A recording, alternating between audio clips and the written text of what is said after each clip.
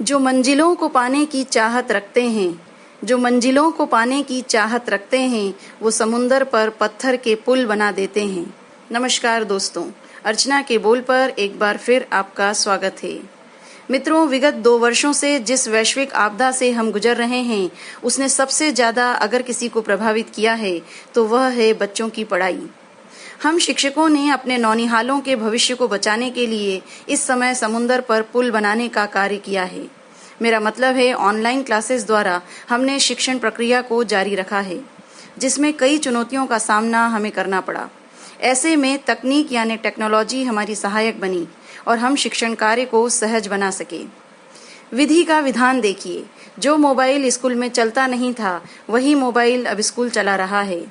जैसा कि अक्सर होता है, ऑनलाइन शिक्षण की कमियों को दूर करने के लिए हमें जरूरत पड़ी आर्टिफिशियल इंटेलिजेंसी की, जिसे शॉर्ट में एआई भी कहते हैं।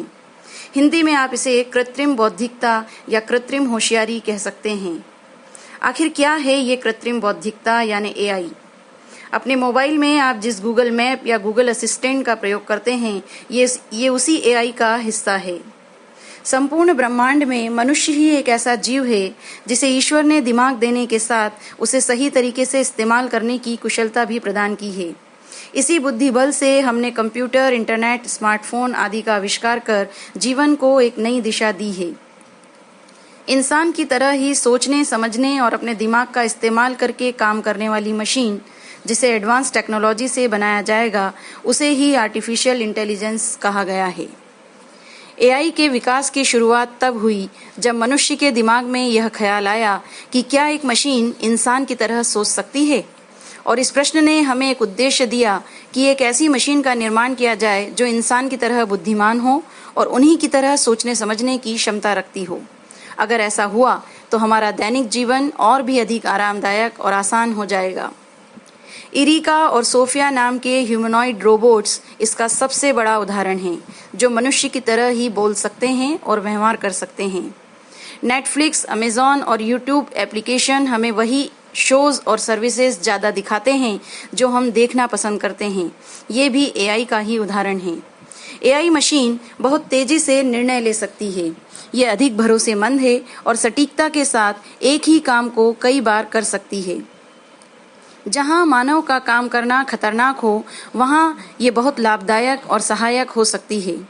सिक्के के दूसरे पहलू की तरह इस कल्पना का भी दूसरा पक्ष है, और वह यह कि क्या एआई मशीन मनुष्य की तरह रचनात्मक और कल्पनाशील हो सकती है? क्या ये टेक्नोलॉजी पर हमारी डिपेंडेंसी को और बढ़ा रही है?